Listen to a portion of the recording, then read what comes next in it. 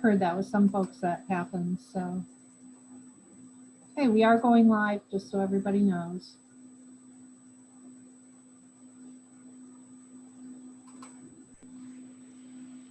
I think we're missing 2 commissioners. Waiting on Jessica and Janine. I pitched wheel. Tom.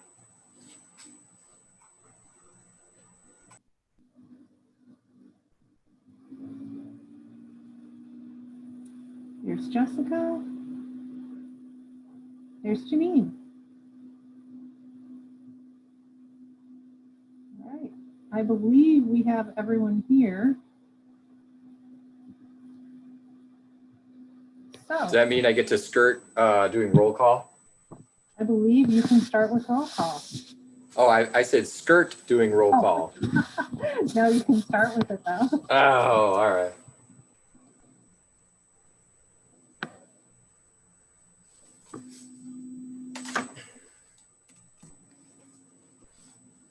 All right, so we are ready? Is that what I'm hearing? All right. Welcome everybody to our virtual meeting. We'll start out with roll call and go through our normal sort of agenda-y things. So first off, Commissioner Earhart. Present. Commissioner Camarelli, sorry, I always butcher that. You're muted. Camilleri. Camilleri, yeah, it reads that way, but it doesn't read that way when I look at it, sorry. And we're friends. Yeah, so it's all right, I just call you Janine most of the time. Yeah. Here, present. All right, Commissioner Khan. Present.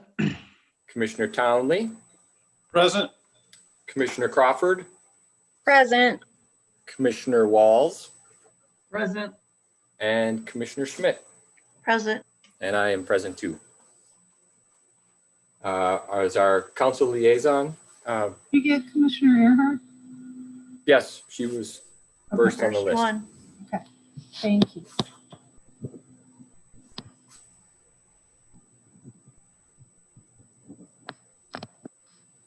All right. Do I need to go through council liaison and our staff resource as part of roll call? We are present. They are present. All right, good. Could I mention that Brad Phillips is here tonight helping us and Nicole Mosteller as well. Okay. Very nice. Thank you guys. So we'll keep moving. Do we have, everyone has had a chance to look at the agenda that Kathy sent out earlier? Anybody have any changes or additions that they think need to be made? Speak now.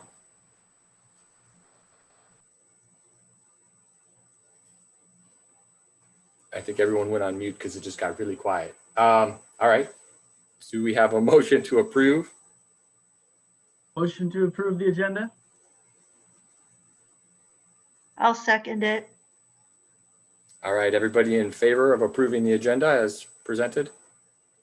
Aye. Aye. Aye. Any opposed? That's a no. All right. Thank you. The agenda is approved.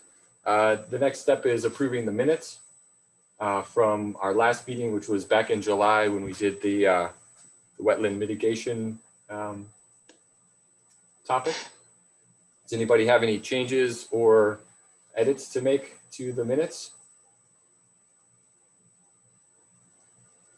I actually do. The initial portion says present and it has Kieran on there and it does not have me. But then in the roll call, it appears to be accurate. So I think that might be a glitch still left over from transitioning to this new portal.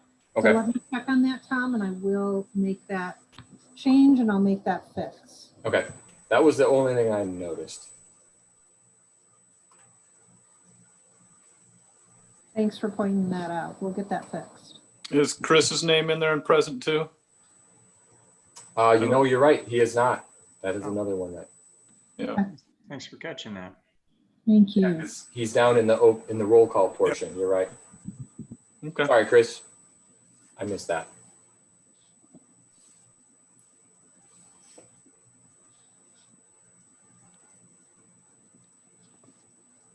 Anyone else have any changes or additions or comments as far as the minutes from the last meeting?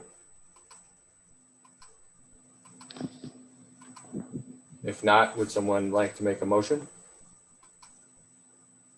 I move we approve the minutes as written, I second. as amended, sorry.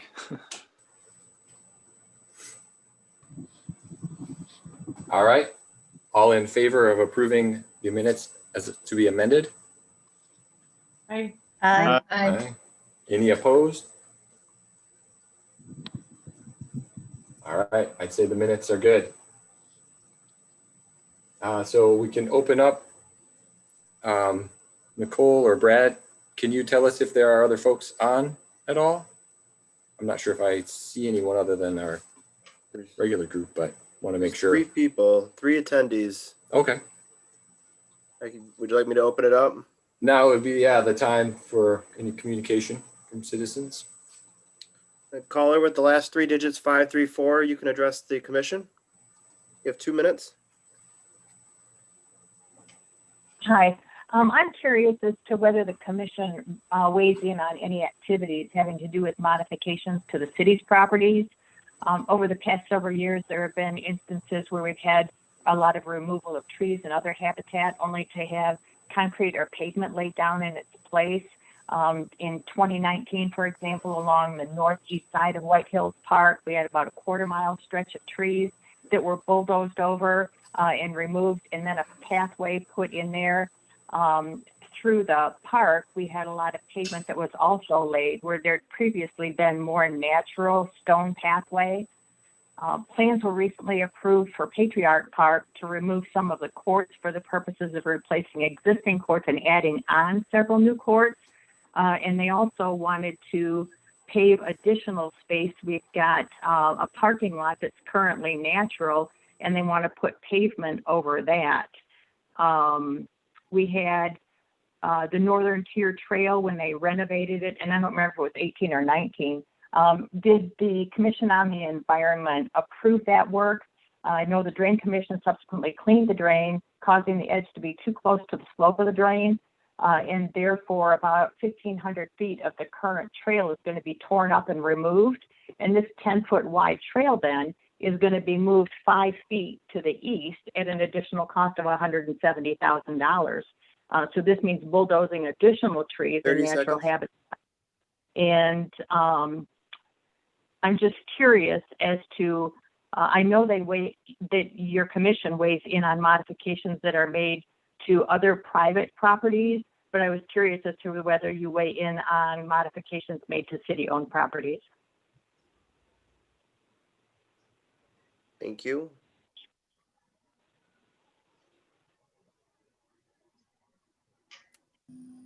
Emily Gilbert, you may now address the commission. You have 2 minutes. Hi, I'm just here to observe the council's proceedings. That's all. Thank you. Thank you. Kelly Humes, you can address the commission. You have 2 minutes. I'm also just here to attend the meeting. Thank you. That is everybody that we have attending.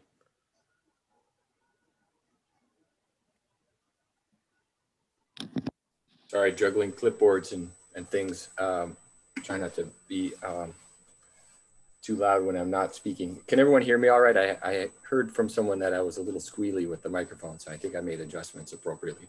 Good. All right.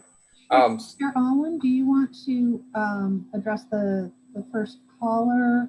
Yes, that's what I was. I think she was referring to the White Hills Northern Tier Trail addition that you reviewed. When it, Yep. So, so much of that stuff, the Commission on the Environment is not involved in. With the White Hills, we did have the opportunity to review the wetland disturbances that happened with that trail being built.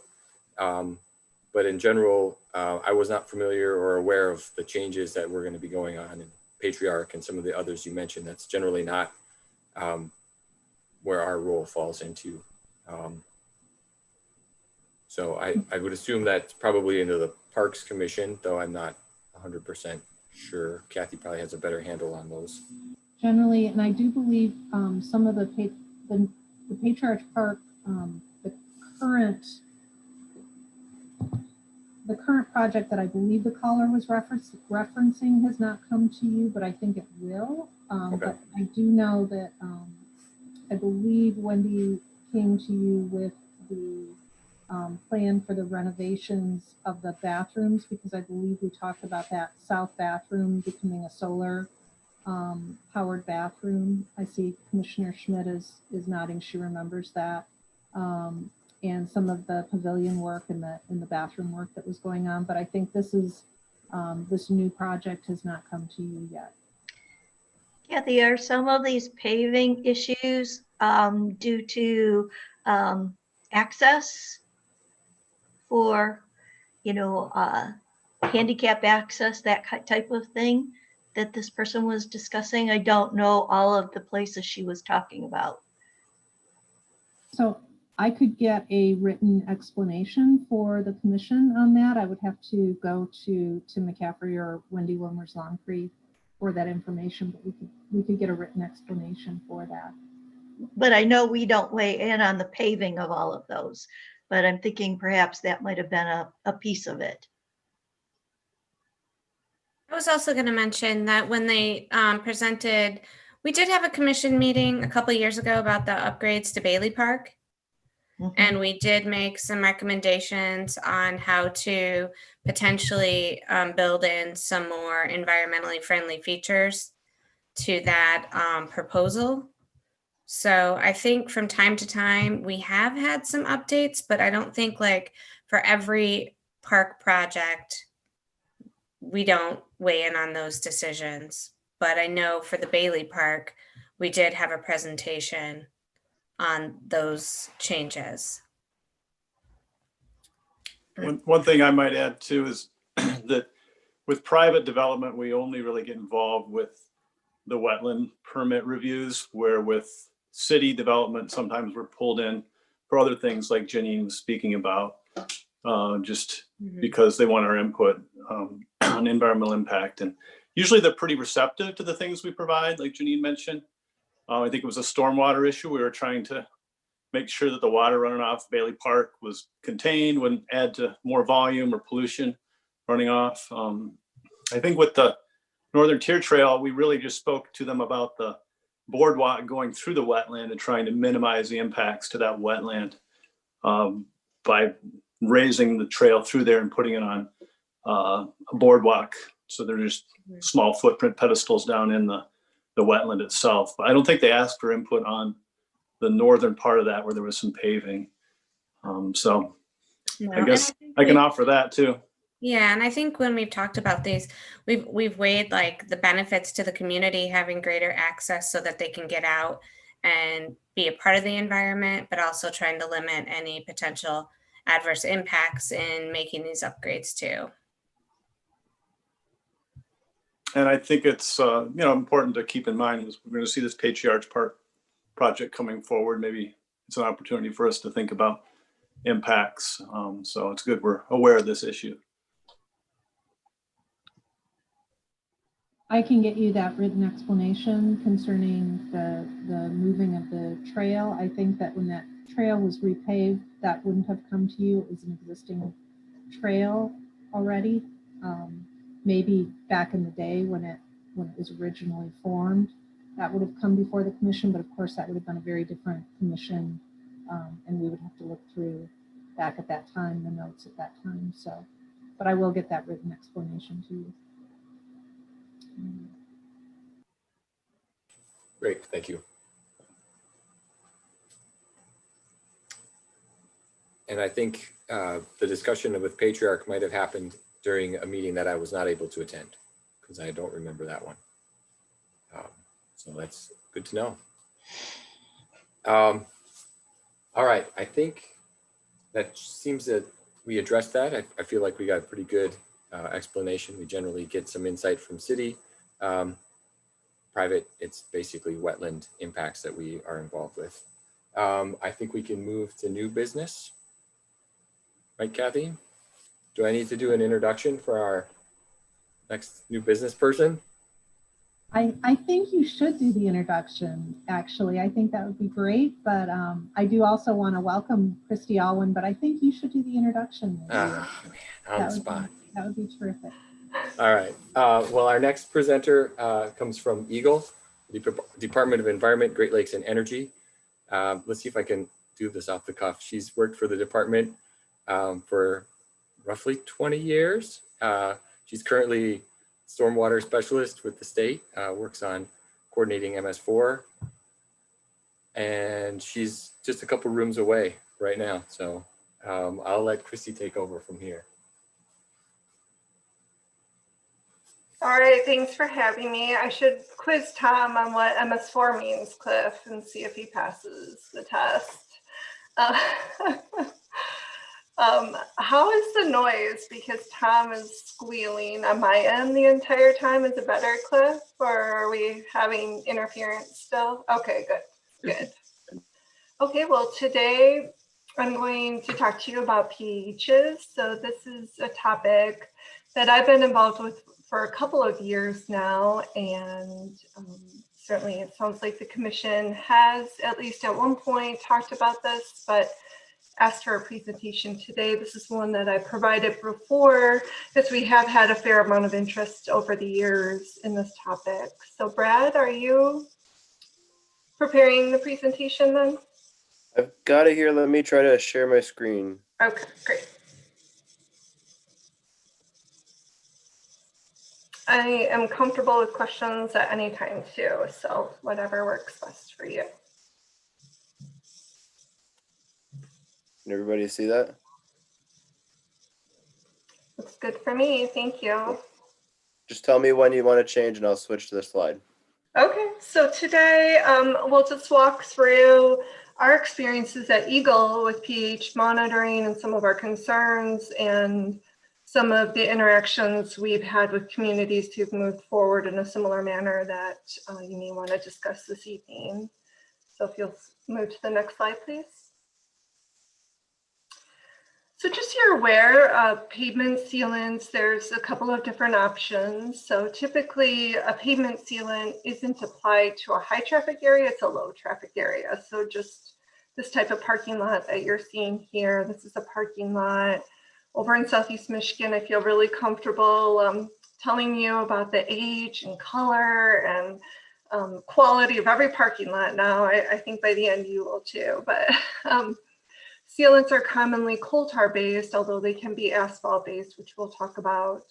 And then coal tar is a byproduct of the coking and coal. And if you look on a map, we're still very much defined by USGS as sort of coal country, as we're east of the Mississippi. So it's still a readily available byproduct for companies to use in this manner. Next. So just so you're up to date on pHs, it stands for polycyclic aromatic hydrocarbons, and it really makes up over 100 different chemicals. So it's not as straightforward as just pulling out a couple chemicals, although we do have a couple of leading chemicals that we track as part of the study associated with coal tar sealants. Coal tar sealants contain high pHs, which we'll talk about today, are toxic to aquatic organisms and listed by EPA as a probable human carcinogen, which I'll touch on briefly. Next.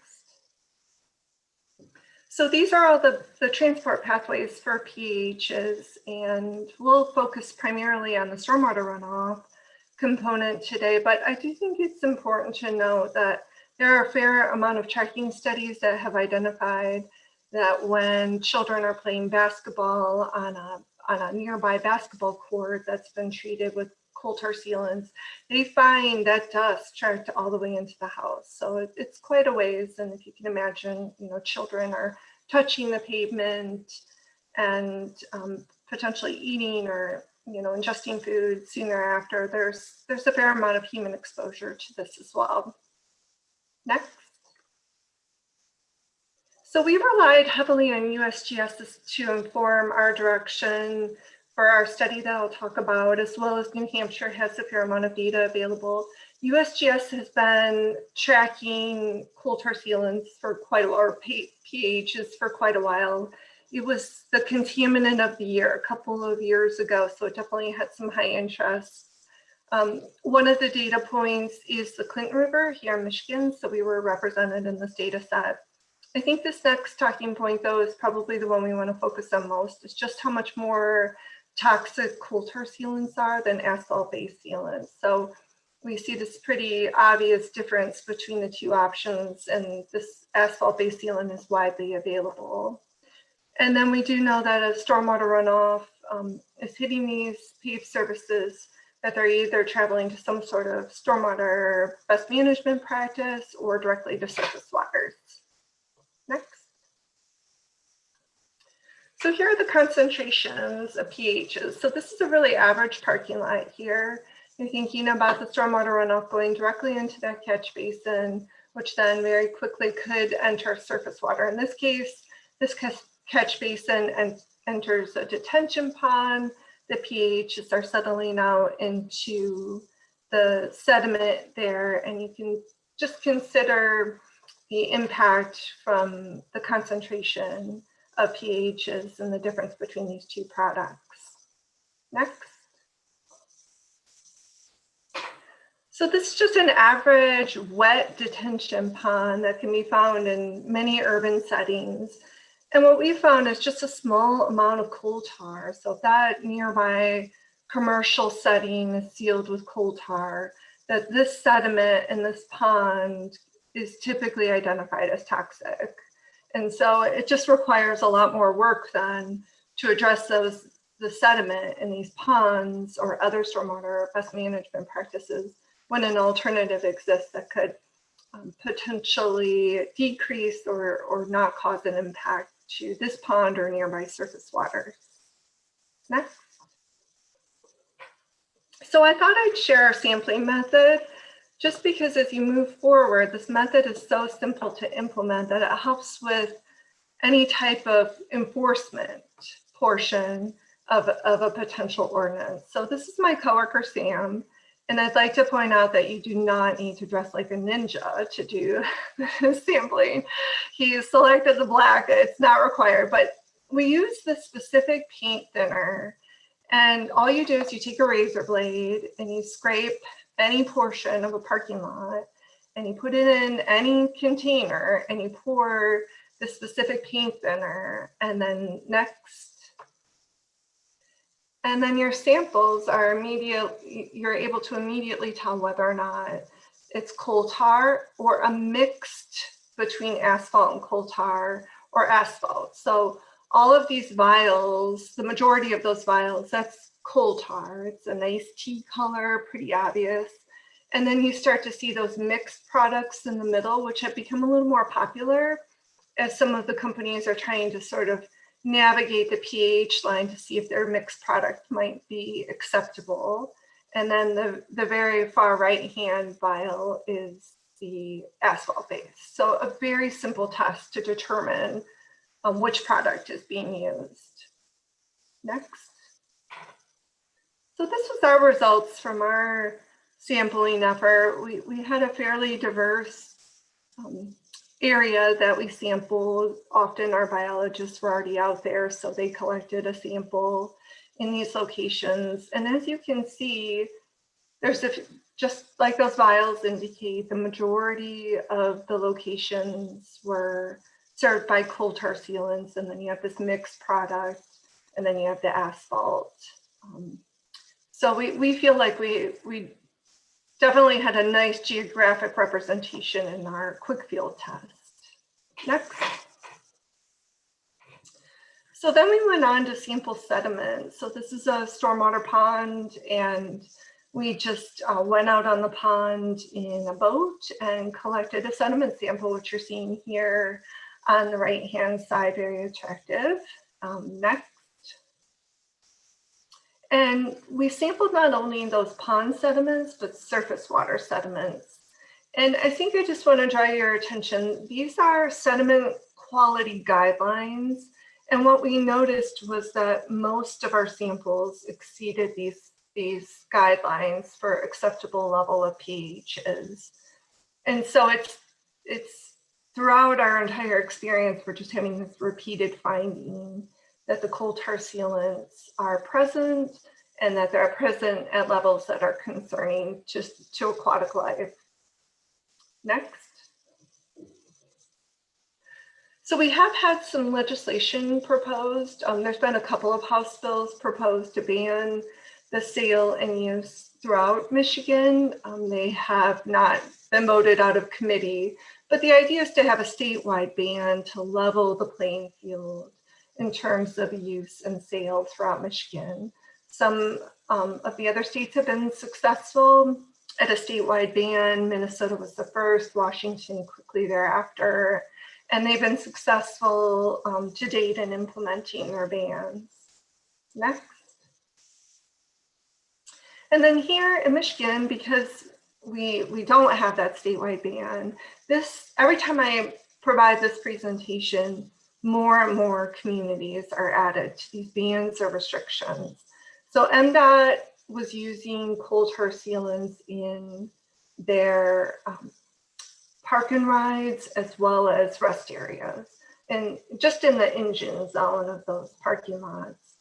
And they ceased or phased out the use about 4 years ago now, so they have not been using it. And then you just see these communities, including Meridian Township, that just recently passed a ban. But we do see other communities not too far away and throughout all of Michigan as well. Next. So I just wanted to point out sort of the shame game, as this is the parking lot for my building and a couple of others here. And we sampled this parking lot and it was very much sealed with coal tar sealants. So even within our state properties, we need to move forward with some type of restriction, as these parking lots are quite extensive within our state buildings, and just thinking about that impact there to the Grand River. Next. So as we have more increased storm intensity and frequency, we're really paying attention to detention ponds that have been in existence for about 20 to 30 years now. They're full of sediment and just not functioning properly. So we've already minimized the storage potential there. And so with increased precipitation, we really need all of that original storage for that detention pond so that we're settling out more solids. However, if in the area of the pond, there was coal tar sealant applied, the dredging of that sediment can be quite expensive. So starting to think about, how might there be some planning in terms of a funding mechanism like a homeowners association. So it's important that these ponds be maintained, but how do you move forward if there's contaminated sediment? So it's good to begin having that discussion with owners and operators of these ponds throughout the city. And then EPA has made some commitments for industry as part of negotiations on their permits, that any facility that they regulate under their industrial stormwater permit, if they apply coal tar sealants, they're no longer eligible for coverage under a general permit and have to move to an individual permit with monitoring and effluent limits. And so that's quite a bit more expensive for them in terms of their responsibilities as part of their permit. Next. So Kathy certainly provided a fair number of resources. I just wanted to share these. We've relied heavily on Minnesota's program, but the Huron River Watershed Council has really been most instrumental. Rebecca Esselman with the council, this has really been a passion project for her, and she's been very successful in moving the topic forward. So if you have questions, I would suggest reaching out to her. And then Meridian Township has their draft ordinance, or their in effect ordinance. Actually, I think it's a resolution that's available for your viewing as well. I think that was shared with the group. So next. So any questions on this topic?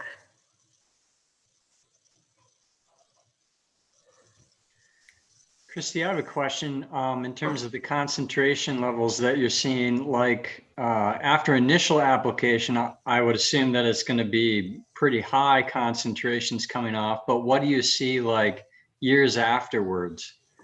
That's a good question. So USGS has tracked that, of course, way better than we have the ability to do, but they're still seeing toxic levels a year after application.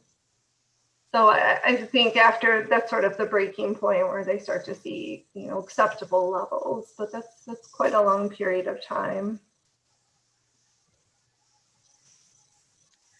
Christy, I have a quick question. First of all, thank you for the presentation. That was super informative. So I really appreciate you taking the time to help break that down for us today. But one question I have is there anything that can be done to like parking lots that already have an existing application of coal tar, or is it pretty much just, you know, I don't know, like, can you do anything for places that have already been exposed to coal tar?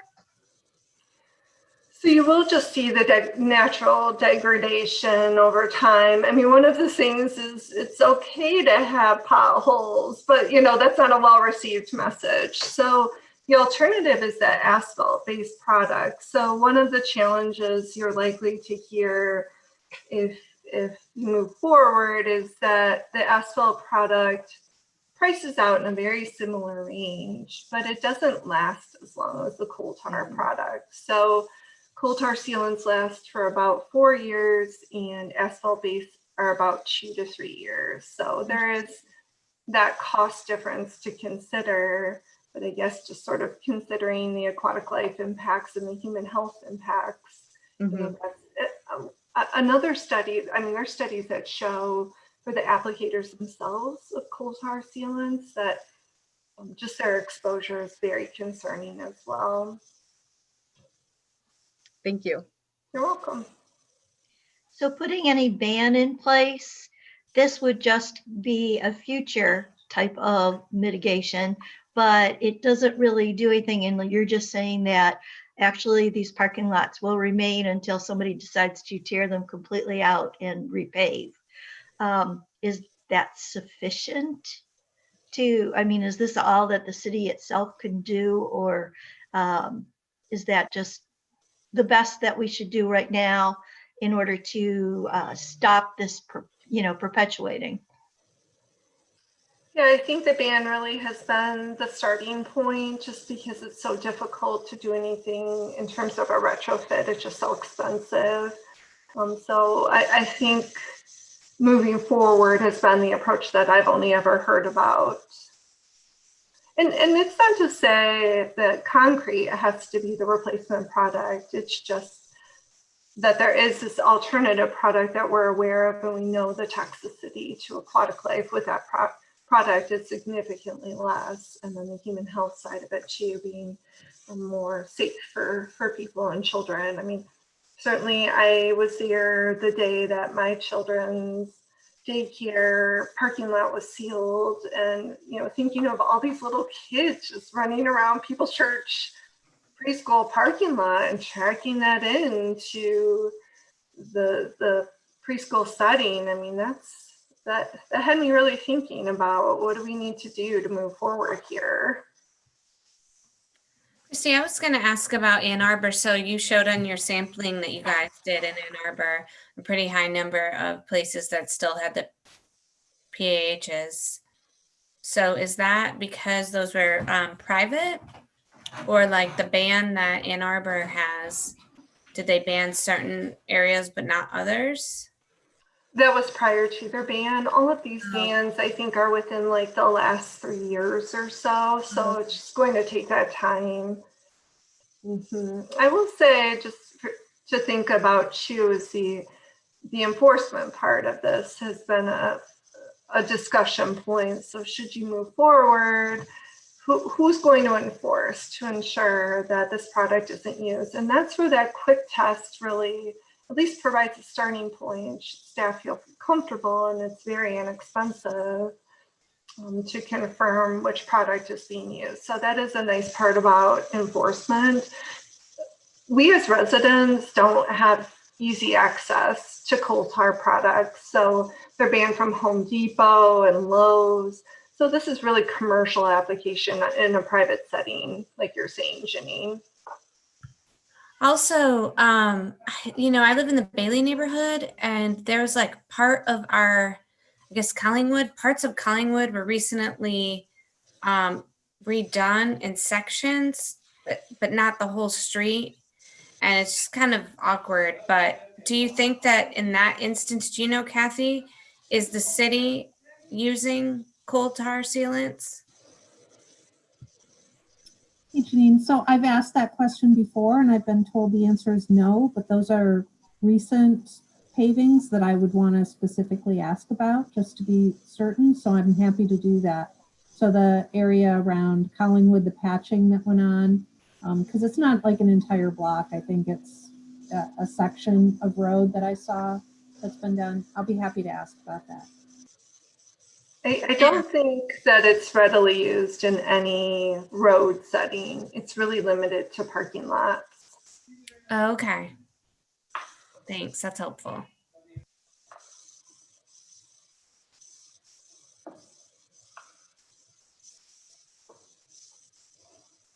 All right, is that it? I have one more quick question. So if it's banned from those big distributors like, you know, Lowe's and Menards and all those people or places, can you still get it like online through like Amazon, or is there any way for a private individual to get coal tar? I'm sure you could work hard to get some coal tar. And I do think the way that the bans are being written now is they provide a specific percentage of pHs, because applicators are getting savvy of how to navigate where they're using some coal tar and some asphalt and calling it a green product. So you just have some really interesting marketing of these products.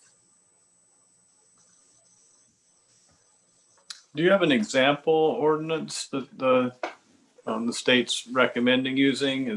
Did Meridian Township use a model ordinance that would be applicable in our community, or would we look to Ann Arbor's? What's your thoughts about the varying ordinances and what's the best one? So it sounds like this percentage thing is an important part of it, for one. Right. I can't remember, Kathy, which one that you provided.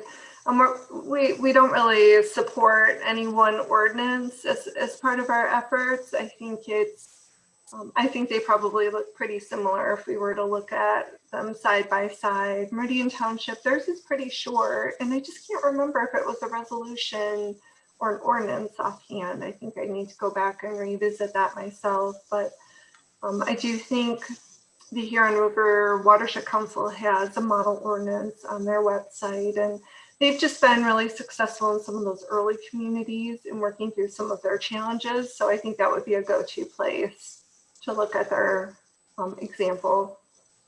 Meridian is an ordinance. An ordinance. Okay, good. Yeah, so that would be a good example. And it does have resolution language too, but it ties it to a particular ordinance. Okay. And then there's a draft ordinance in your attachments, commissioners, as well, that Nicole Mosteller came up with some language in the process of doing a lot of this research. If you recall, we actually had planned to have this conversation back in, it would have been our March meeting. So this was on the agenda along with Christy back then. And so we had been doing quite a lot of research into what other communities were doing and kind of putting together some draft language so that you at least have a starting point. It may be that you want to go in a different direction, but at least there's some language there that you can start with and start looking at if that's the will of the commission. It seemed like the cost between the two options wasn't that significant, but I'm wondering if that comes into play with like for like public entities. Christy, have you heard anything about that? Like, it doesn't seem like it's that significant of a difference, but then again, with like cities that are on limited budgets and things like that, have people raised that at all? You know, cost is certainly a consideration here. I think so. Once it becomes the new norm, it's sort of just that additional budget is included as part of an overall budget, and it just becomes the path forward. Yeah, it didn't seem that significant of a difference. But I think probably people are like, oh, well, it's the cheapest one. We'll just grab that.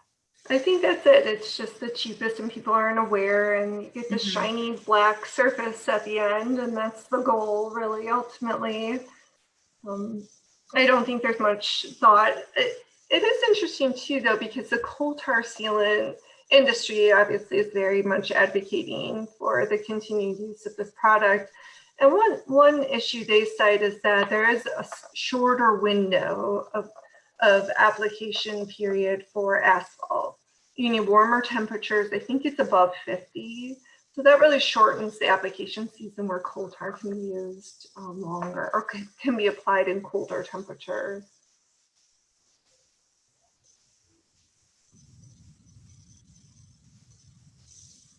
Christy, could I ask you, in communities that you've seen that have passed an ordinance or a resolution, do you have a couple suggestions as like the top 2 or 3 things that they kind of struggled with the most or that were really critical in that process? And then also, you know, there are always those items in the process of setting some policy that are sort of unintentional consequences that you find out after the fact. Are you aware of any situations like that? Any lessons from any communities that, you know, they found out sort of after the fact, oh, we wish we would have done it this way because there was an unintended consequence? I have a hard time imagining what it might be, but it seems like with every policy, that's the case. I think maybe it was just in terms of the process itself, and that some of those early communities passed an ordinance, but didn't prepare to enforce the ordinance. So once they knew of applicators who were misapplying, they didn't pursue enforcement. So then that gets away from the community. And so what would be the course of action should an ordinance be placed into effect, I think is a really important part of this discussion, that you would be prepared to follow up. And I think that's happening over in Minnesota. I mean, because the state has banned it, there's quite an enforcement arm over there. But I think that's probably the most important part, besides the why would you do this portion. And the Huron River Watershed Council has a really neat pamphlet, and our website has a lot of the reasons why. And, you know, I tried to bring that up today as well. So I think it's just sharing the why part of it and then being prepared to actually enforce an ordinance.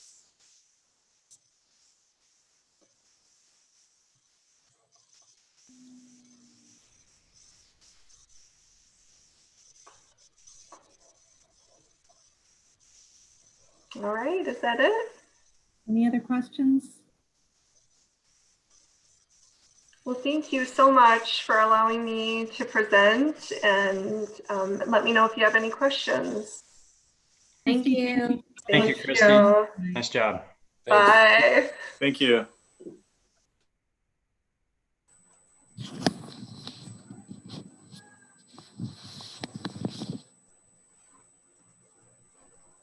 Do commissioners want to discuss this topic further? Have some discussion concerning what you've heard tonight? I'll remind you that, and it wouldn't have been you because this was a couple years back, but Rebecca Esselman from the Huron Water Watershed did present to the Commission on the Environment at one point in time. And at the time they were, I would say, compelled by what they heard, but also very concerned about the enforcement piece and wanted to wait to take on this topic and chose not to take action on it at that time.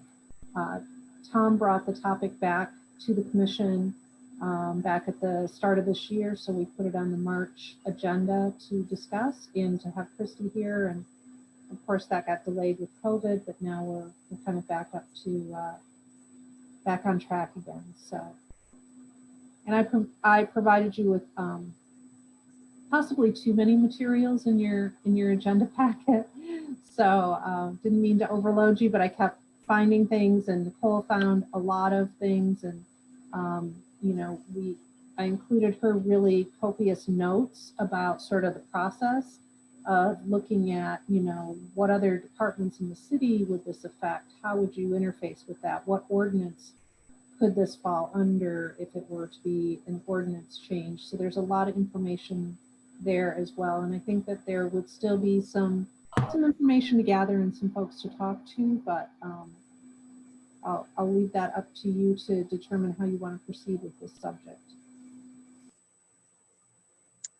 Question, does the draft ordinance include, I read through it, but I can't remember seeing any provision for penalties or the application of enforcement.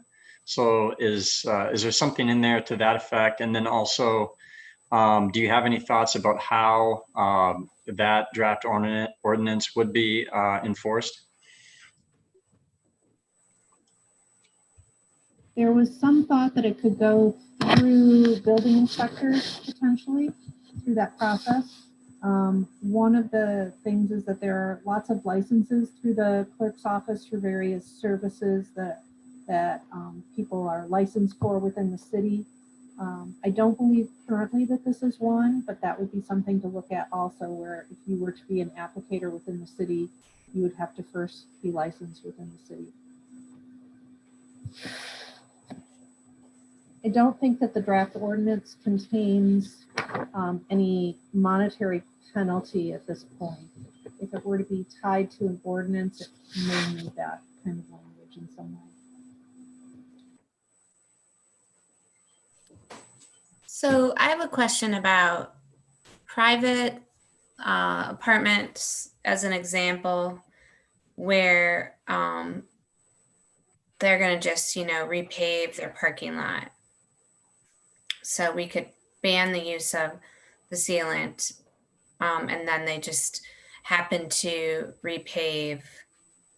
We wouldn't have a way, unless we built it into the ordinance, of them having to get some kind of approval or provide some notification that the private apartment building owners would have to submit before resealing, right? I mean, that, because like on a new development, you could see that kind of working through the building department, but on an existing apartment complex or other development within the community, like Whole Foods, or, you know, just a variety of different locations, gas stations. I don't know where all this is used, but we wouldn't really know what they were using unless we provided some kind of, like, we could ban it, but I think that's the whole thing around the enforcement, right? Was that we would have to build in some kind of notification process before they redid their parking lot. I'm just kind of wondering. Yeah, likely through a permitting process. Yeah, one of the things, looking through this, I thought the Meridian Township one was a pretty good example. They do have a penalty of no more than $500. And they have a process where annually the commercial pavement sealers have to submit a form with a fee. And so I would assume if someone in Meridian Township, a police officer, saw someone that wasn't, you know, didn't go through this process, how they would know that, I'm not sure. But they could go there and say, you know, you're not permitted to do this in our city or in our township. Here's your fine. But the way that it's worded is those companies are filling out their information and they're saying, we will not use coal tar sealants. Yeah. And then they're paying $25. So every year they would be having to do that. There'd have to be probably some sort of list for those commercial businesses so they could look and see, oh, these ones are approved in the city. I'm going to pick whichever one is cheaper or whatever. But Whole Foods isn't going to go out and do their own. They're hiring someone to do it. Yeah, and they're in Meridian Township too, right? So it's probably a bad example. But most of those commercial places will hire someone out to do it. It's not going to be their, their staff. And then, like a private owner of a apartment complex, he's probably going to go to Lowe's and buy it. So he's not going to get the coal tar stuff anyways, because it's not sold there, or from Menards or whatever. But they're not going to have access to the commercial product to purchase the coal tar anyways. They're going to be getting it from a place that doesn't have it. So it really comes down to, are we willing to put those coal tar sealant people through the application process that they're going to have to do every year? And will anybody really check to see that they're not using coal tar as it goes? Otherwise, they could submit their $25 and do whatever they want. And if we never catch anybody, they'll just keep using it, Yeah, but it does create a little bit of an incentive not to use. And I think the more we can support environmental ordinances at a regional level, like if Meridian Township could do it, if East Lansing could do it, if Lansing Township got on board in Lansing, then it's like the whole area is following along in the same process. And then it creates an even better, it changes the culture of like what people are willing to do, because it's just a ban throughout the whole region for commercial. And it's more easy for them to anticipate, because not every city is different, right? Or area. So, I mean, I think the fact that Meridian Township is doing it, I think we should talk with them, and I think we should move forward. I would recommend us trying to move forward with crafting something. I mean, people have been talking about these issues for probably 15, 20 years. I think I went to a stormwater conference when the city of Austin banned it. And that was like in the maybe early 2000s. So I'm getting kind of old now. But what part of like our green building policy that we talked about before, how that plays into LEED or well, or the different scenarios that we talked about before, and could be built in. Yeah, that's a great idea. And also I wonder about the city stormwater staff. I know we mostly work with construction stormwater issues, but this is kind of one of those things that could maybe be built into their bailiwick too. I was going to add, Meridian brought up the regional approach for this a few years ago at one of our meetings for the GLRC, the Regional Stormwater Group that I coordinate. And there wasn't a whole lot of interest around the table, but it was like towards the end of the meeting, and just wasn't a whole lot of conversation around it. And so my plan for this December, we have a full meeting. We only have 2 with like all members per year. And my plan is to bring this back up and see if there's any appetite to do something regionally, or at least kind of follow Meridian's example. Because I agree, like, mimicking them would be a good route, because like I said, creating a new culture, if you have the same rules across all jurisdictions, like that's the whole reason that the regional stormwater group was created, to make sure that there is not that discrepancy when you cross over that line into Meridian Township or Lansing Township, to kind of level that playing field. So I think that they're at least at the level, the staff level, and the people who come to those meetings, there'd be a lot of interest in this. It's probably a pretty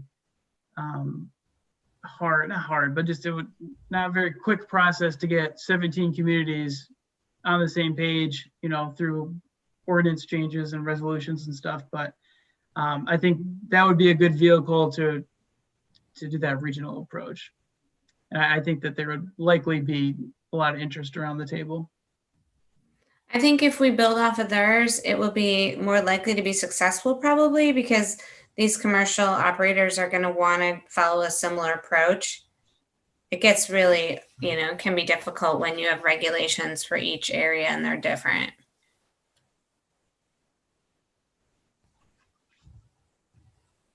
I like the idea of doing a similar one too to Meridian Township. I think it's great. And Cliff, I think it's super to think about other communities and talking with them about it too. We might consider even, if you're registered in Meridian Township, you can apply in East Lansing, and so that there's somewhat of a reciprocity. I know like a lot of people say, if you're following state of California standards, then that's okay in Michigan. So it's like, whoever kind of starts these things sometimes becomes the standard. And we might think about not requiring someone to register in 17 different places to do this. It might be nice if we could come up with some kind of a common list. Or like I said, if you're registered in Meridian Township, you're registered here, but we'd have to have access to their registration list somehow to be able to do the enforcement then. So, but the coordination would be great. Yeah, that wouldn't be hard, I don't think.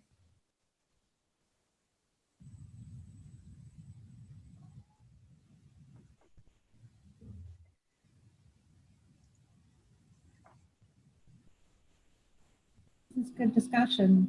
Other comments to include? I guess as far as enforcement, would their word on that, application or permit fee, would that be enough? I mean, they can say that they're using a product that doesn't have, the coal seal in it, but I guess theoretically it could. How would we know? And so I guess would that be up to our standards for, they say they're not using it, so that means they're not using it?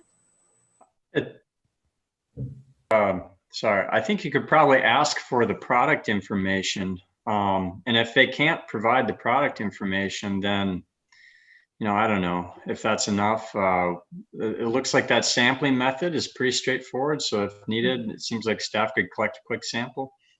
But if they can't provide if it's a certification, if they can't provide their certification number or permit number, and they're not providing the product information, then maybe that leads to collecting a sample. I don't know. I'm sure a procedure could be drafted up. So we do have standards within the city for certain products, such as, I'll throw cement out there. So cement has to be of a certain quality. It has to have a certain mix to it. And I'm not a cement person, so I can't, tell you what that is off the top of my head. But I do know that that has to be checked. And it's both tied to someone's permit, and it's tied to the funds on that development. So, if they show up and they're pouring cement that does not meet our standard, they, have to go and they have to get other cement. So there are ways to do that related to a similar product. So that might be one approach, is to look at it from that product standpoint and what the city standard is, and then setting a city standard for this product and aligning it in the same way and the same kind of permitting process possibly.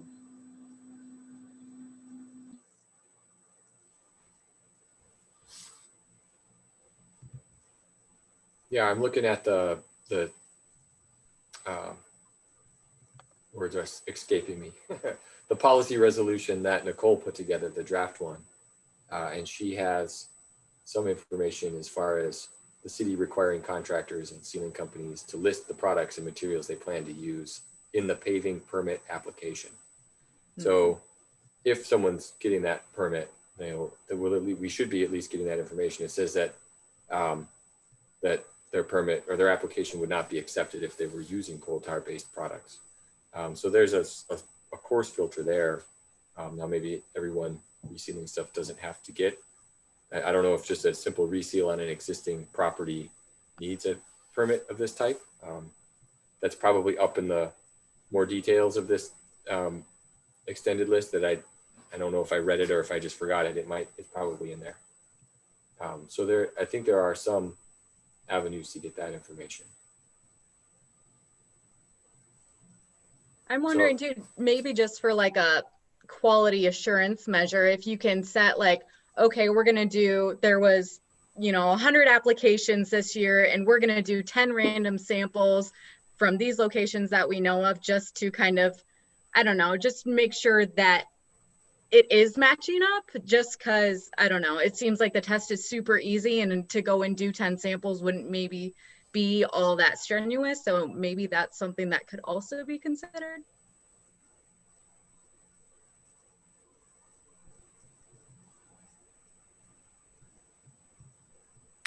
With the ordinance that Meridian Township put together, I'm maybe propose that we look at that with how could we apply that in East Lansing, just change the name of the township to the name of the city and see what authority the township used to place that ordinance and see how we would have to modify it. Because I like the idea, Cliff and Janine were talking about utilizing that one, maybe more so than utilizing, I know the one that's drafted up for us is a little different. I kind of like the idea of having a common one.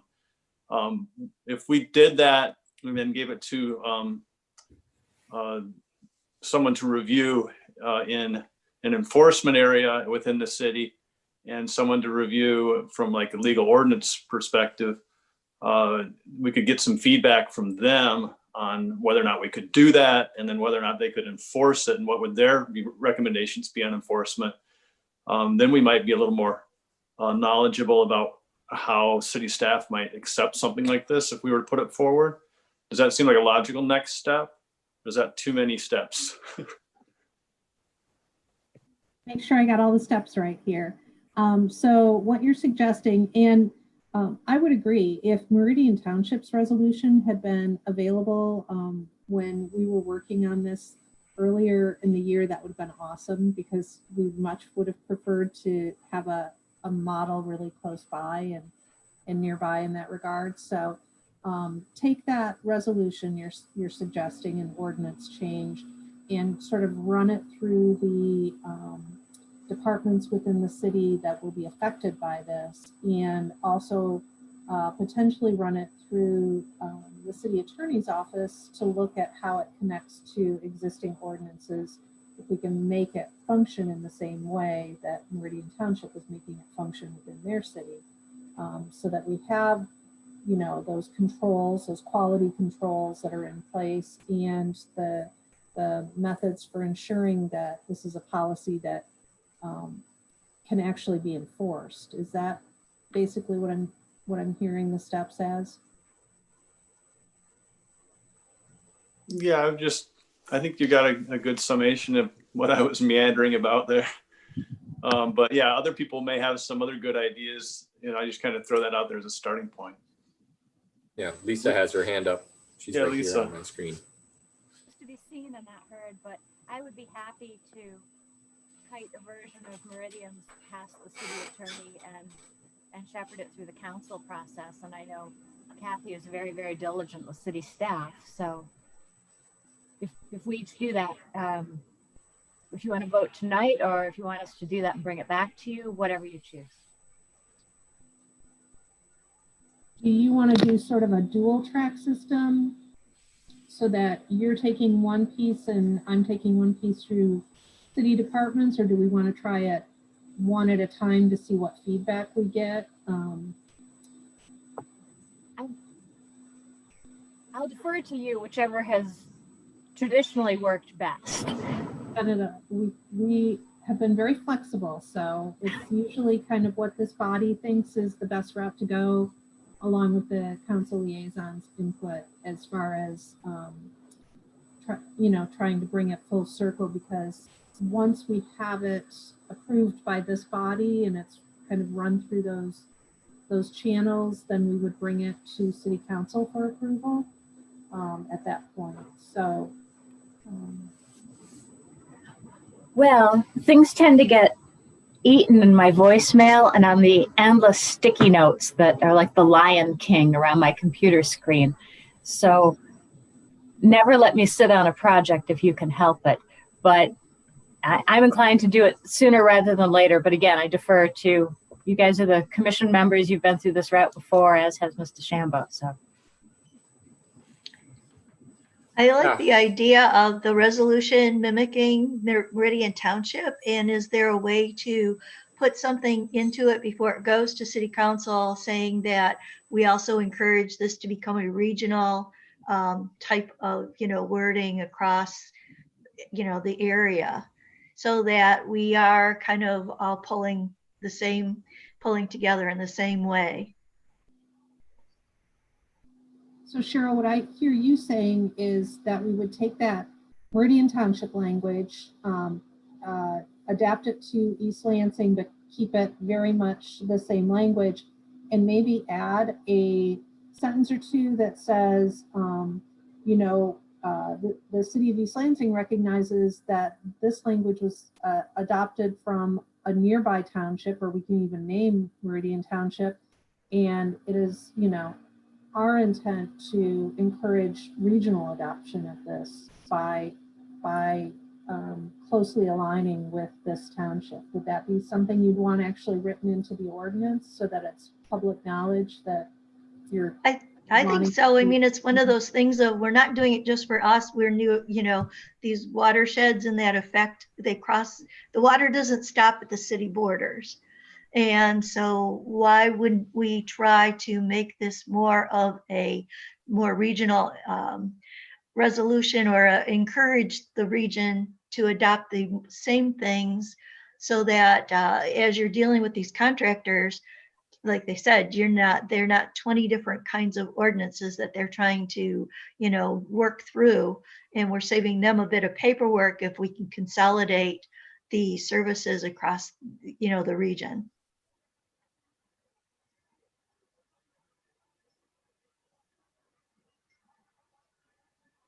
Lisa has her hand up again. Lisa, you're on mute.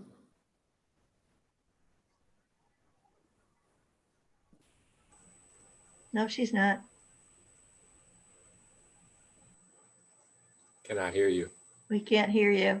But you're not on mute.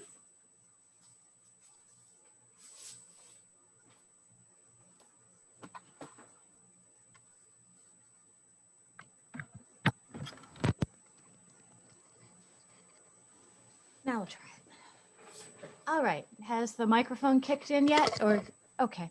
I don't know what it is. The sound just cuts out. It's not something that generally goes into ordinances. We can run it by. We can certainly let this be known through regional groups that that's what we did and why. And I think we can certainly let it be known in our city press release that goes out, and perhaps the dialogue, because I know that goes past other folks in other communities and other governments and the Chamber of Commerce, who I'm sure we're thrilled, et cetera. So.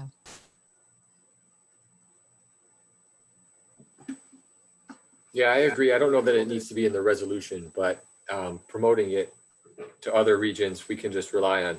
I'm going to point to where you are, Cliff. Cliff is going to do that for us anyways, it sounds like. So I think mirroring Meridian Township makes a lot of sense, as long as we can see their list of people who paid $25.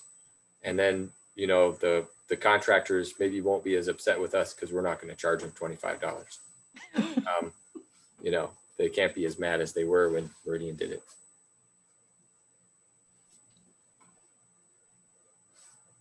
I like the idea of the press release too. The press release is East Lansing and Meridian Township are cooperating together to reduce tar sealant emissions, or that type of thing. We have a newsletter for the GLRC going out this week. Maybe I'll include something about Meridian's passage of this ordinance and just kind of plug the idea. We have a decent mailing list. I don't know how many people actually read it, but we're getting the conversation going out in the public. Yeah. I've actually been working with Meridian Township a lot on their ordinances, performing this green infrastructure code audit, trying to identify barriers to green infrastructure that are in their zoning and landscaping requirements and stuff. And a lot of the fixes to their ordinance language that would open up space for green infrastructure is essentially boilerplate. And so I've been trying to brainstorm ways to draw in the GLRC, all 17 communities, and have an ordinance committee to create some sort of guidance manual to guide that process, and just have boilerplate for some of these issues. And this is different than green infrastructure, but through a body like that, I think there could be some productive conversation. It's where a lot of the pet waste ordinances have come from, all the post-construction stormwater requirements. It's just been a regional effort through the GLRC to cooperate and coordinate and implement a lot of these ordinances. So it's a natural place for some of these conversations to occur. And we've just recently talked about reinvigorating it to bring up this conversation about the codified barriers to green infrastructure. So it's kind of good timing. There's a lot of interest around the table in our September meeting about that ordinance committee. So it's good timing.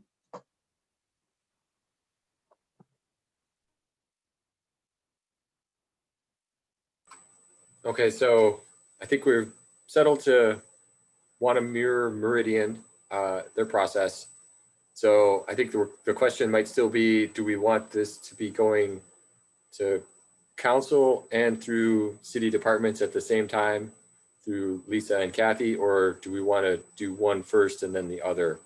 Do you think we would get a lot of pushback or changes or additions from the city departments, Kathy? Like, that would be my concern, is we push it forward at the same time and one or the other has a bunch that they want to change, and then we're looping back and doing, I know it'll take longer if we go one at a time, but we might save ourselves going around and doing it twice. Maybe. So this wouldn't be a brand new topic, in that Nicole did reach out to some of those areas when she was pulling in that information, and asking, you know, what exists currently in terms of permitting, and in terms of, you know, do you need a permit to just reseal, or do you just need a permit for a brand new structure? Do you, you know, how would this impact building inspectors? Do they inspect reseals, or do they only inspect or go out on brand new builds? That kind of distinguishing language that might need to be built into the ordinance in some way to say, while we don't do this now, we're going to start doing it moving forward, might be one of the reasons for doing that. And then also, in the same way that Meridian is licensing or registering or permitting those vendors, we would need to figure out how we would, where that's stored in the city. Generally, that's our clerk's office. So they're not currently done that way. Other vendors are, but we would just have to come up with that system to do that. So Lisa, I will defer to you which route you think is best to take this at this point. We're going to need to obviously change a little bit of language to make it East Lansing instead of just walking in with Meridian's template and language.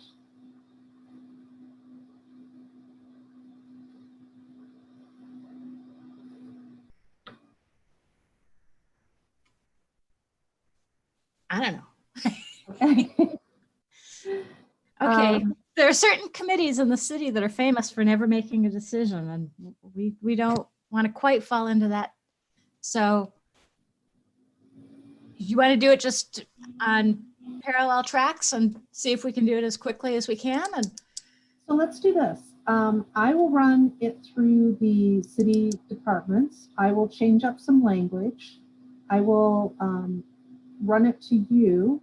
And in the meantime, if you want to take Meridian's language, see if the city attorney sees anything jarring that needs to come out right away, that doesn't make sense or doesn't align. And then we can kind of work it back and forth. Okay. And then bring it back to this body next month. How does that sound to everyone? Okay, we'll do that. Great. Thank you. Okay, very good.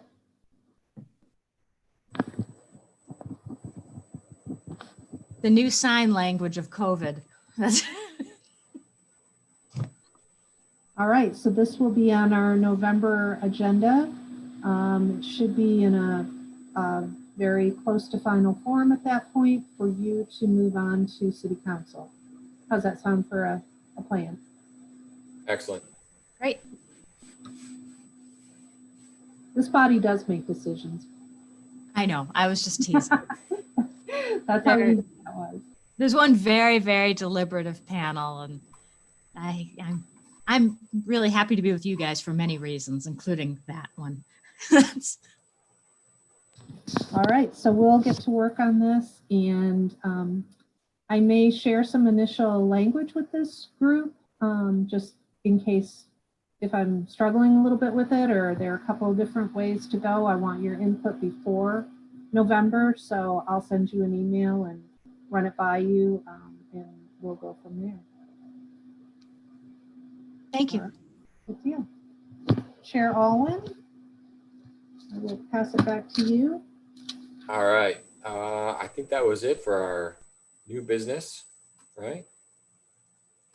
Sounds like we probably need a motion to move this through, or do we want to wait till we have all the edits?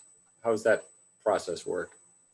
I think you can wait till you have the edits, because I think Okay. your motion will be to move it for approval to city council. Move it through. Okay, good. Yeah, I like that. So that's the extent of our new business.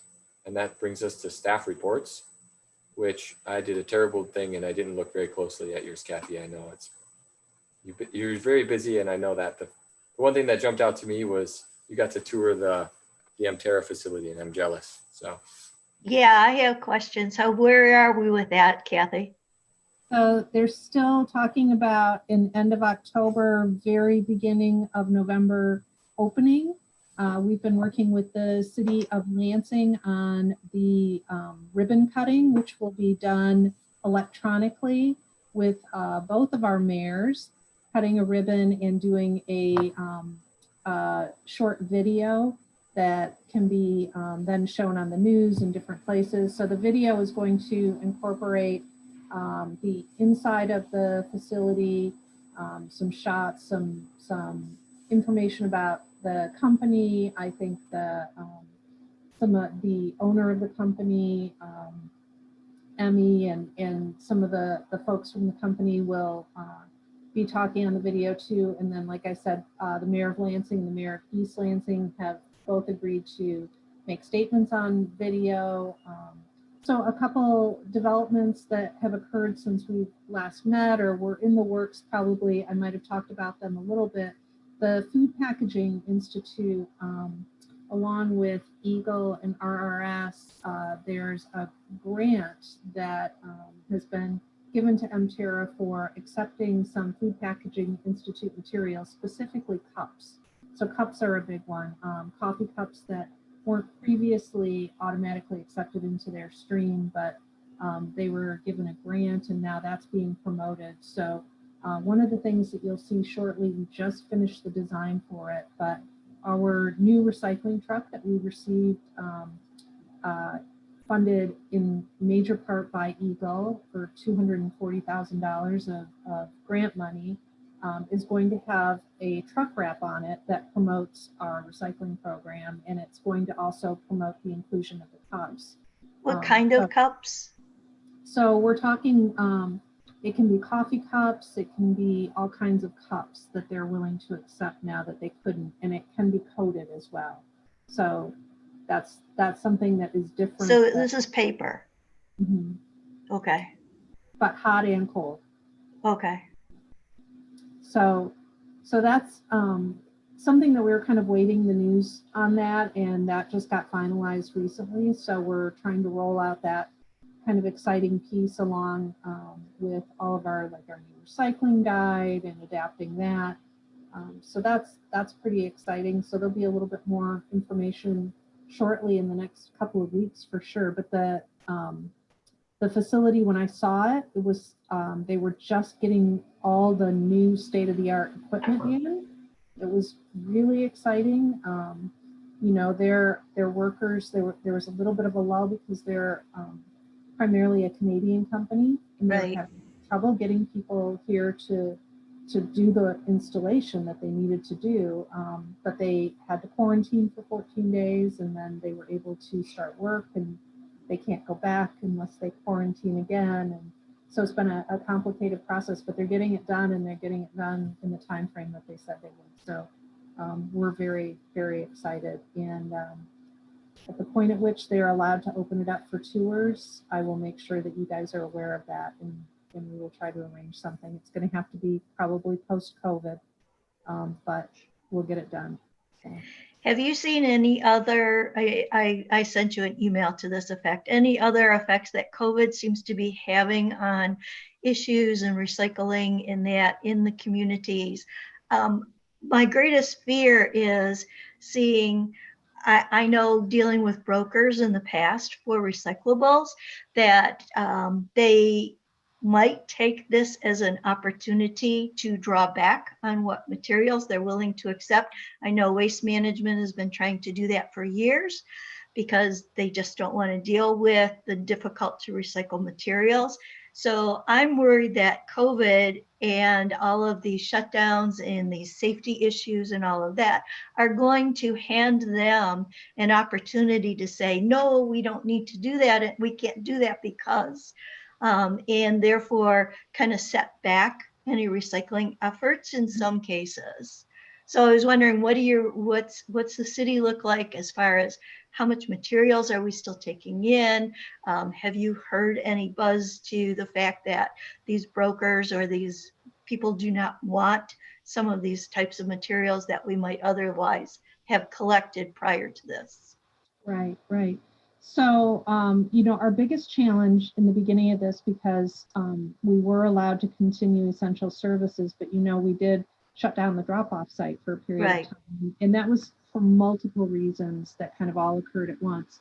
We have no place to store material. So if we can't take that material to a processor, and we have a couple of different processors in the area that we use, but we really rely on MSU heavily, their site. So when they shut down as well, we knew we would be in trouble and we would not be able to store all of that material. And so that was one big issue. Safety was another issue, because if you recall back in those early days that seem so long ago now, there were so many things that we didn't know, right? That we were still trying to figure out. So, I mean, I remember when it was like, no, you don't need to wear masks. That's no big deal. Like that was really early on. And we just didn't know. We didn't know how long the virus could be on particular surfaces, so that if a staff person or a person at our drop-off site, a customer using the drop-off site, were to touch a surface, could that be a way of, a contaminant pathway? There were just so many things that we didn't know, and we really needed to be careful, because we were also concerned. We don't have a very big staff here at DPW, and that staff has to do so many essential services that we were very concerned that if we did start having staff who became ill, that it could quickly become a situation where, how are you going to provide trash services, or how are you going to, fix that water main break? So we went into some emergency planning right away and determined what those staff levels needed to be and kind of what those priority tasks had to be. And we tried to stay there until we had more information. And that turned out to be a really good plan. It worked well. Our staff has been very healthy. We're still getting the job done. We keep space amongst everyone. We have made tremendous changes to like just everyday routines. So we have staff that are staggered in their start times now and their end times, so that we can keep people apart. You're not even in the hallway together.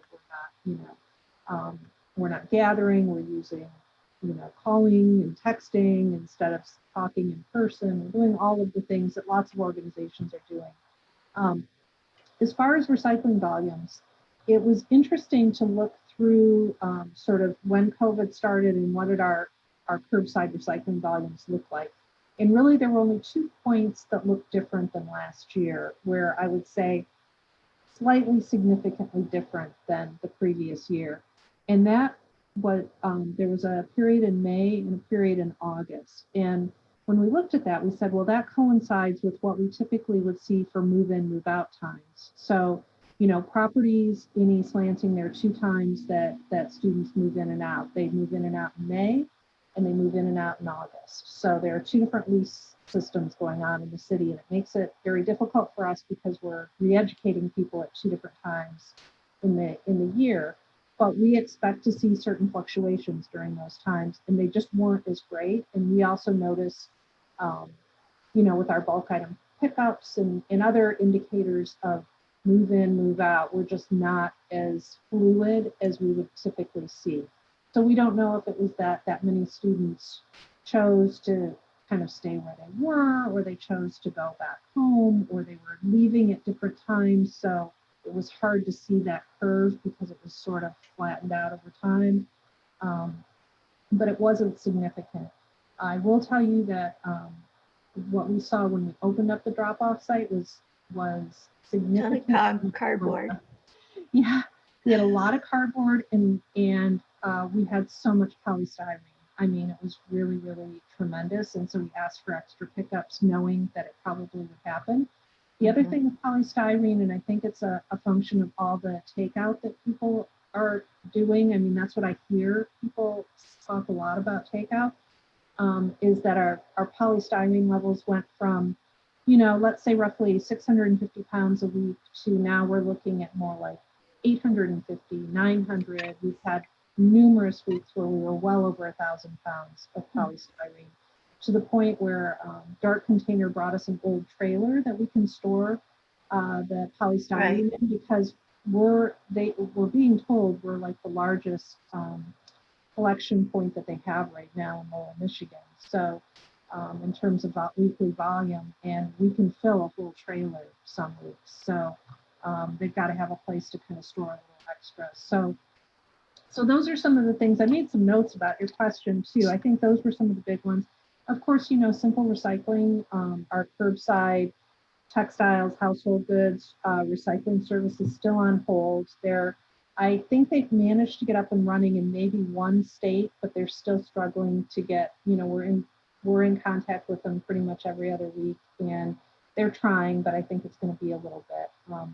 I think that they still have a lot of product to move before they can start collecting anymore, because when the shutdown happened, they were going to have a certain amount of product that hadn't moved yet. So that they're still trying to move out that product, I believe.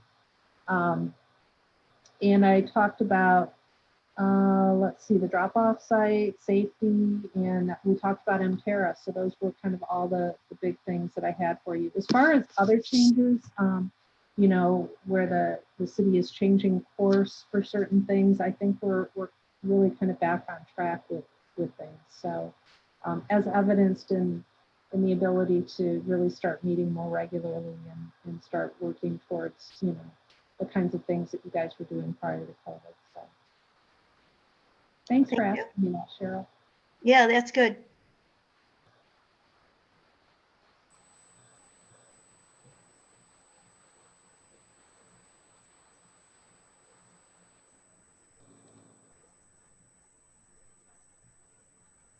Any other folks have questions for Kathy about her long list of things she's been doing since July? Because she remembers all of it just like that, I'm sure. There's some really cool stuff in here. I want to kind of talk about all of it, but I don't want to hog the time. So I think maybe for our next meeting in November, we should take a little time, because Ann and I have been involved in some regional meetings, both regional climate meetings and these are meetings that we're still coming up with a name for the group, basically, but and also regional composting, trying to come up with some solutions there as well. So we probably should give the group an update. What do you think, Ann? Maybe in November we could talk a little bit about what that work has been looking like? Yeah, I think by then we'll have a more clear outline of what both of those initiatives look like. The exciting part is they're both regional initiatives with other folks involved, and we're pretty excited about them right now. And of course, the other thing I want to say is this body did a great job with your 100% clean energy resolution and having that pass through City Council. And kudos to you. There were many, if you haven't watched the council meeting where it was adopted, I would encourage you to do so, because there were lots of kudos to the Commission on the Environment and the commissioners for all of their hard work. So have a feel-good moment and watch that if you get a chance. You'll feel good about your work. You should.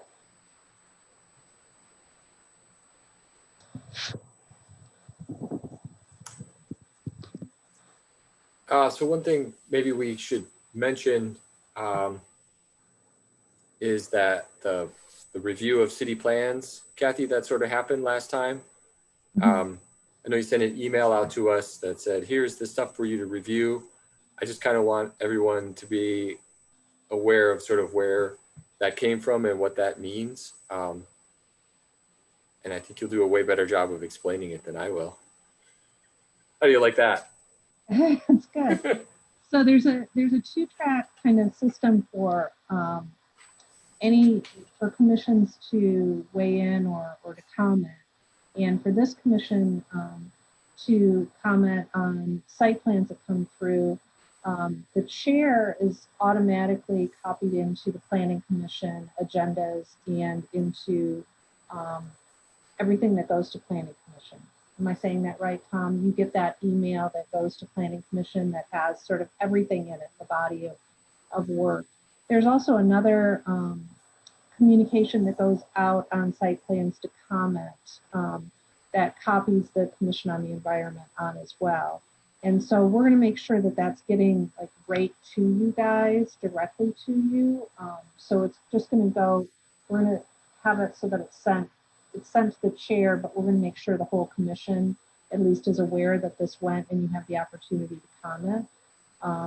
That kind of takes any pressure off Tom if if it's something that we're going to have a November meeting and you're not going to be at the November meeting, but you got that email and you haven't had a chance to talk to folks, or if it is copied through me but I don't know that you didn't get it. I think that'll take care of it. We'll just make sure that everybody gets it and everybody can comment that way. So with the MSU one, I think there were a lot of things at play there, including COVID and just the way things are kind of changing right now and communication. And so we made sure you got that and got to comment on it, and we'll make sure that those come up.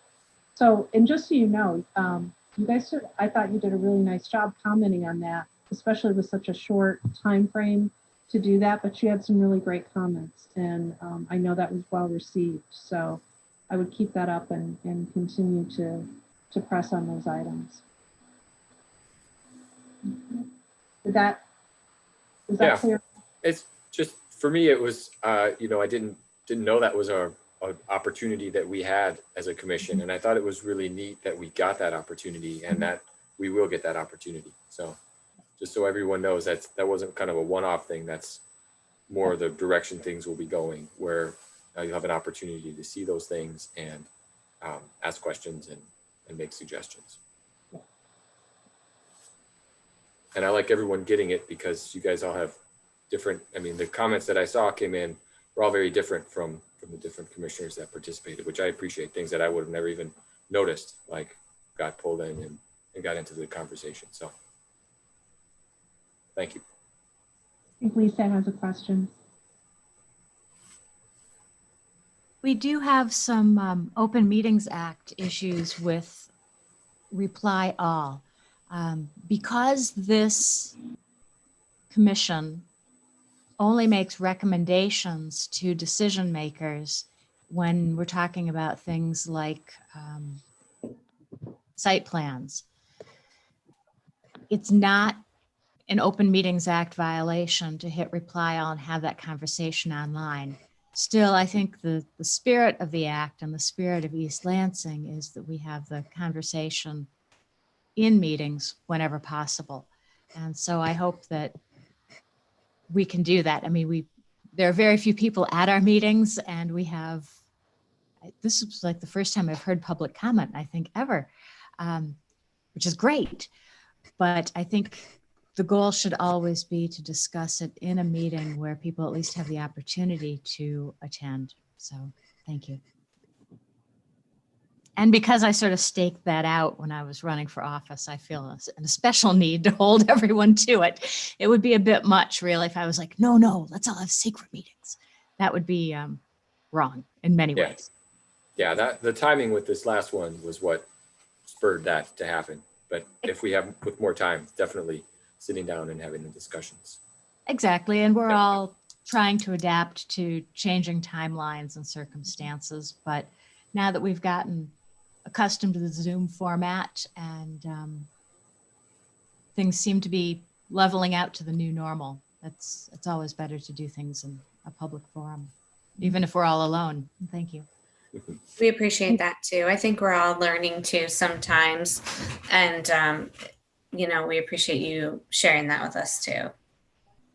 Thank you. And speaking of Open Meetings Acts and FOIA and those kinds of things, I believe at this point you should have all gotten an email from Emily Gordon concerning a training. So just want to make sure if for some reason you haven't checked your junk, make sure it didn't come there, but you should have gotten an email notifying you of that training for all boards and commissions at this point. So I see a lot of head nodding, so that's good.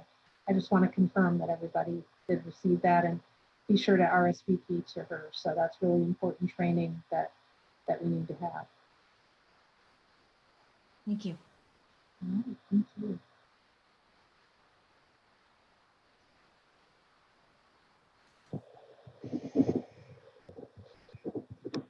Chair Owen, do we have anything else? To scroll back up to the agenda, I don't think so. Does anyone have other questions or want to hear more from the July? Because the staff report at this point sounded like we talked about some presentations in November for the regional meeting that Kathy and Ann have been involved in, and we'll potentially have more information with this coal tower sealant to discuss as well. Do we have other things that we want or need to discuss, to think about putting on the agenda? Open it up if anyone has thoughts or things they want to consider.